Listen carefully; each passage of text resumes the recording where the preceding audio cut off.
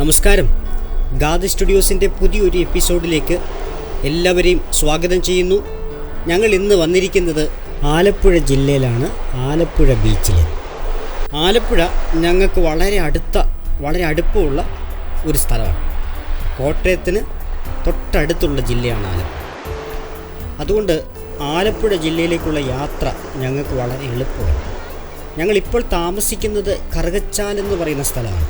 Karukachal Kottayam ജില്ലയാണെങ്കിലും Kottayam ജില്ലയുടെയും Pathanamthitta ജില്ലയുടെയും border ഏറിയയാണ്. ഈ കറുകച്ചാലിൽ നിന്നും ചങ്ങനാശ്ശേരിയിലേക്ക് വന്നാൽ അവിടെ നിന്നും ആലപ്പുഴയ്ക്ക് വളരെ എളുപ്പത്തിൽ നമുക്ക് വരാൻ പറ്റും. ഞങ്ങളങ്ങനെയാണ് ഇന്ന് വന്നത്. കറുകച്ചാലിൽ നിന്നും ചങ്ങനാശ്ശേരി വന്നിട്ട് ചങ്ങനാശ്ശേരിയിൽ നിന്നും ആലപ്പുഴയിലേക്ക്. അതുകൊണ്ട് ഒഴിവുള്ള ദിവസങ്ങളിലൊക്കെ ഞങ്ങൾ മിക്കവാറും ആലപ്പുഴയിലേക്ക് വൈകുന്നേരം ഇങ്ങനെ ബീച്ചിൽ വരാറുണ്ട്. ഒരുപാട് നാളുകൾ പിന്നിട്ടു നമ്മുടെ അപ്പൂസിനെ ഭാവിയൊക്കെ കൊണ്ട് ഒരു യാത്ര പോയിട്ട്. അതുകൊണ്ടാണ് ഞങ്ങൾ ഇന്ന് എവിടെയെങ്കിലും പോകണം എന്ന് തീരുമാനിച്ചപ്പോൾ എന്നാൽ ദൂരോട്ടൊന്നും പോകണ്ട, ആലപ്പുഴയ്ക്ക് തന്നെ പോകാമെന്ന് കരുതി നേരെ ബീച്ചിലോട്ട് വന്നത്. പണ്ട് കാലത്ത് കപ്പലിൽ നിന്ന് ചരക്കുകളൊക്കെ ഇറക്കുന്നതിനായി ഉപയോഗിച്ചിരുന്ന കടൽപ്പാലത്തിൻ്റെ ശേഷിപ്പുകളാണ് ആ കാണുന്നത്.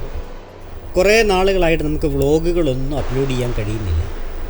യാത്രകൾ പോകുന്നതിനുള്ള അസൗകര്യങ്ങളാണ് ഇതിന് പ്രധാനപ്പെട്ട കാരണം. അസൗകര്യങ്ങളെന്ന് പറഞ്ഞാൽ അതിലേറ്റവും പ്രധാനം എന്ന് വെച്ചാൽ നമ്മുടെ കാറ് വിറ്റതാണ്. നമ്മുടെ സാൻഡ്രോ കാർ വിറ്റതിന് ശേഷം നമുക്ക് യാത്രകൾ അത്ര സുഗമമല്ല. അതുകൊണ്ട് പരമാവധി യാത്രകളൊക്കെ ഇപ്പോൾ ഒഴിവാക്കിക്കൊണ്ടിരിക്കുകയാണ്. പക്ഷേ അതുകൊണ്ട് നമ്മൾ ഇനി വ്ളോഗുകളൊന്നും ഇടുന്നില്ല, ട്രാവലൊന്നും ചെയ്യുന്നില്ല എന്നതിനർത്ഥമൊന്നുമില്ല. നമ്മളുടെ ചെറിയ കാത്തിരിപ്പ്, മറ്റൊരു വണ്ടി അധികം വൈകാതെ തന്നെ നമ്മുടെ കയ്യിലേക്ക് വരും എന്ന് പ്രതീക്ഷിച്ച് ഞങ്ങൾ വെയിറ്റ് ചെയ്യുന്നു. അതുവരെയും നമ്മുടെ യാത്രകൾ തുടരുക തന്നെ ചെയ്യും.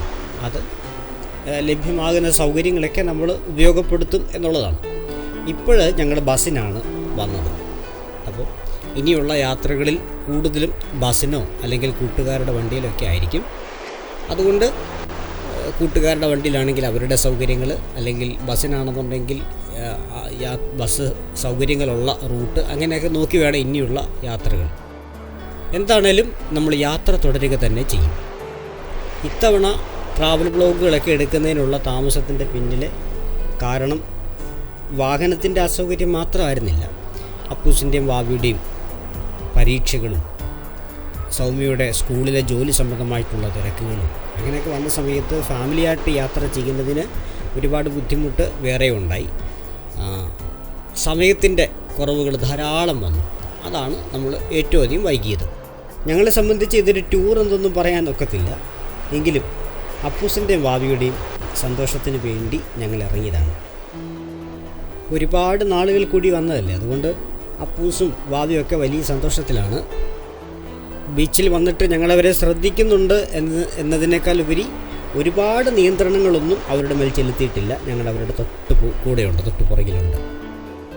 ഞങ്ങൾ ഇന്ന് വന്നതേ നട്ടുച്ച സമയത്താണ്. അതുകൊണ്ട് ഈ ആലപ്പുഴ ബീച്ച് ആളൊഴിഞ്ഞു കിടക്കുമായിരുന്നു.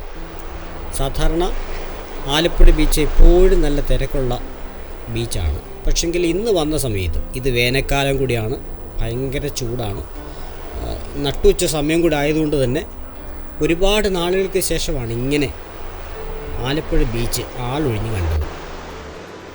എങ്കിലും വൈകുന്നേരമൊക്കെ ആയപ്പോൾ ധാരാളം ആളുകൾ വന്നു തുടങ്ങി. സൂര്യാസ്തമയമൊക്കെ കഴിഞ്ഞിട്ട് വൈകിട്ട് ഒരു 7 മണിയാകുമ്പോഴേ ഇന്ന് ഇവിടുന്ന് തിരിക്കത്തുള്ളൂ എന്ന് തീരുമാനിച്ചാണ് ഞങ്ങൾ വീട്ടിൽ നിന്ന് പോകുന്നത്. ഇന്നത്തെ ദിവസം മുഴുവൻ ഞങ്ങൾ അപ്പൂസിനും ഭാവിക്കും വേണ്ടിയിട്ട് ഞാനും സൗമ്യയും മാറ്റി വച്ചിരിക്കുകയാണ്.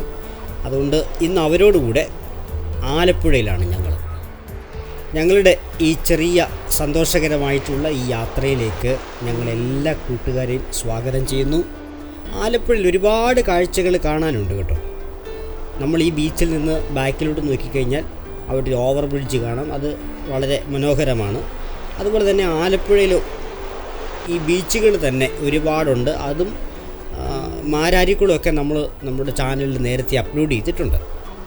ഇവിടുത്തെ ഒരു പ്രധാന കാഴ്ചയാണ് മത്സ്യബന്ധനം. പല രീതികളിലുള്ള മീൻപിടുത്തം നമുക്ക് ആലപ്പുഴയിൽ വന്നു കഴിഞ്ഞാൽ അവിടുത്തെ ഓരോ സ്ഥലങ്ങളിലായിട്ട് ഓരോ രീതികളിലുള്ള മീൻപിടുത്തങ്ങൾ ആസ്വദിക്കാൻ കഴിയും.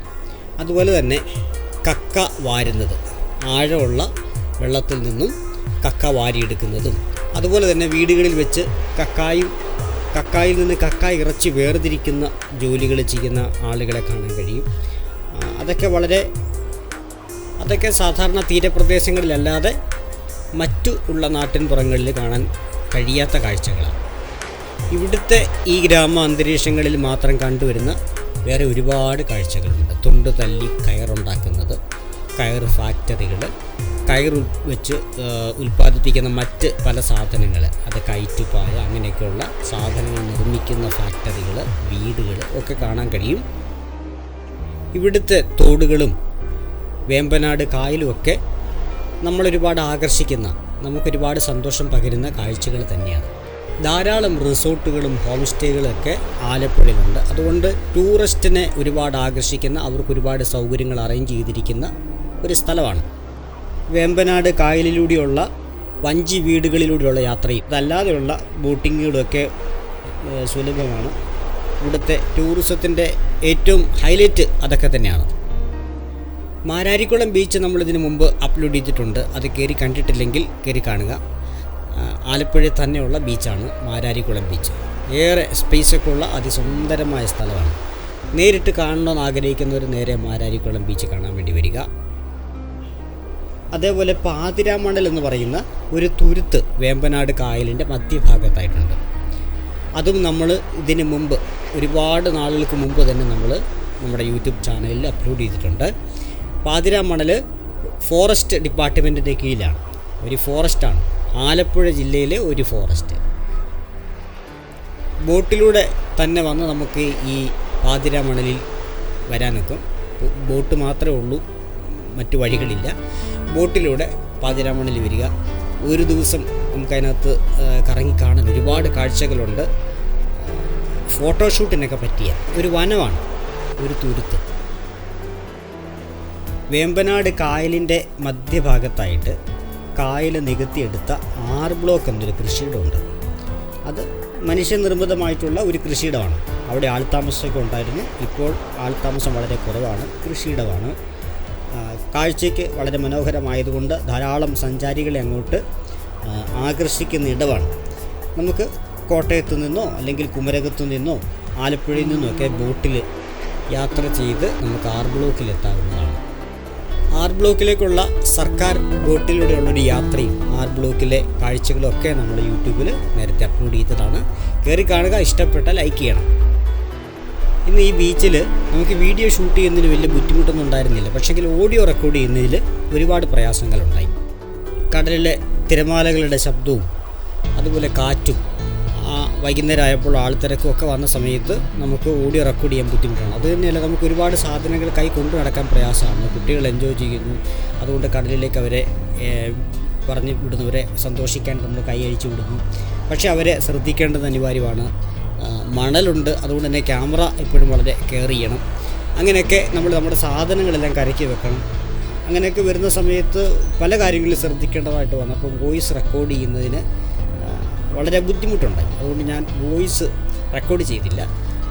പകരം നമ്മൾ വോയിസ് ഓവറായിട്ട് നമ്മളിങ്ങനെ എഡിറ്റ് ചെയ്ത് ഇടുക. നമ്മുടെ ചാനൽ ഇതുവരെ സബ്സ്ക്രൈബ് ചെയ്യാതെ ആരെങ്കിലും ഈ വീഡിയോ കാണുന്നെങ്കിൽ ദയവായിട്ട് സബ്സ്ക്രൈബ് ചെയ്യാൻ മറക്കരുത്. അതുപോലെ തന്നെ ബെല്ലൈക്കൺ എനേബിൾ ചെയ്ത് വെക്കുക. നമ്മൾ ഇനിയിടുന്ന വീഡിയോസും നിങ്ങൾക്ക് ലഭ്യമാണ്. ഇതുവരെയുള്ള വീഡിയോകൾ കണ്ടിട്ടില്ലാത്തവരുണ്ടെങ്കിൽ കയറി കാണാൻ മറക്കരുത്. ഇഷ്ടപ്പെട്ട ലൈക്ക് ചെയ്യണം. നിങ്ങളുടെ നല്ല കമൻസ് ഞങ്ങൾക്ക് എഴുതി അയയ്ക്കുക. കൂടാതെ സുഹൃത്തുക്കൾക്ക് നമ്മുടെ ഈ ചാനലിലെ പ്രോഗ്രാമിലൊക്കെ ഷെയർ ചെയ്ത് കൊടുക്കാനും മറക്കരുത്. നമ്മളിതിനകത്ത് ട്രാവൽ വ്ളോഗ് മാത്രമല്ല കേട്ടോ, ഇതിനു മുൻപ് മ്യൂസിക് ആൽബങ്ങളൊക്കെ അപ്ലോഡ് ചെയ്തിട്ടുണ്ട്. ഇനിയും മ്യൂസിക് വീഡിയോസും നമ്മൾ തന്നെ കമ്പോസ് ചെയ്യുന്ന ഒരുപാട് പാട്ടുകളും അതുപോലെ ഫ്യൂഷനുകൾ, വയലിൻ, ഫ്ലൂട്ട് ഫ്യൂഷനുകളൊക്കെ നമ്മൾ അപ്ലോഡ് ചെയ്യുന്നതാണ്. ഇതിനു മുമ്പ് നമ്മുടെ ബാൻഡിൻ്റെ ഒരു വയലിൻ ഫ്യൂഷൻ നമ്മൾ അപ്ലോഡ് ചെയ്തിട്ടുണ്ട്. ഇതിന് തൊട്ട് പുറകെ തന്നെ നമ്മളൊരു ഫ്യൂഷൻ അപ്ലോഡ് ചെയ്യുന്നതാണ്. അപ്പോൾ നിങ്ങൾ കാത്തിരിക്കുക. ഷോർട്ട് ഫിലിമുകൾ, ഡോക്യുമെൻ്ററികൾ ഒക്കെ നമ്മൾ അധികം താമസിക്കാതെ നമ്മുടെ ചാനലിലൂടെ സംപ്രേഷണം ചെയ്യുന്നതാണ്. അപ്പോൾ നിങ്ങളുടെ കൂട്ടുകാർക്ക് ഒക്കെ നമ്മുടെ ചാനലൊന്ന് പരിചയപ്പെടുത്തി കൊടുക്കുക. അതുപോലെ തന്നെ സബ്സ്ക്രൈബ് ചെയ്യാനായിട്ട് അവരോട് നിർദ്ദേശിക്കണം. ഏതായാലും തന്ന എല്ലാ സപ്പോർട്ടിനും സ്നേഹത്തിനും നിങ്ങളുടെ നല്ല ആശയങ്ങൾക്കൊക്കെ ഹൃദയപൂർവ്വമായിട്ടുള്ള നന്ദി അറിയിക്കുന്നു.